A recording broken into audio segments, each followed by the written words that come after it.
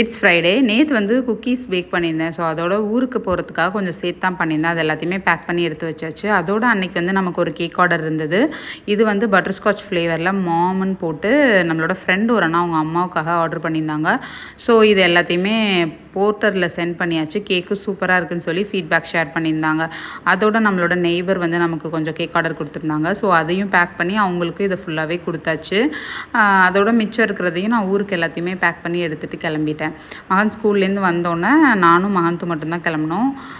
So நாங்கள் நேராக இங்கே சென்னையிலேருந்து திருச்சி போயிட்டு திருச்சியிலேருந்து கேரளா போகிறது தான் பிளான். ஸோ ஃபேமிலியோடு சேர்ந்து நாங்களும் அங்கே சூப்பராக சேஃபாக லேண்ட் ஆயாச்சு கேரளாவில்.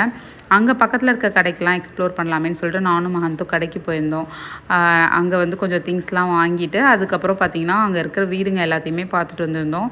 ரொம்ப அழகழகாக இருந்தது. ஒரு வீடும் ரொம்ப பெருசாக சூப்பர். நீங்களும் கேரளா போயிருக்கீங்களா? அங்கே என்ன உங்களுக்கு பிடிக்கும்னு கமெண்ட் செக்ஷனில்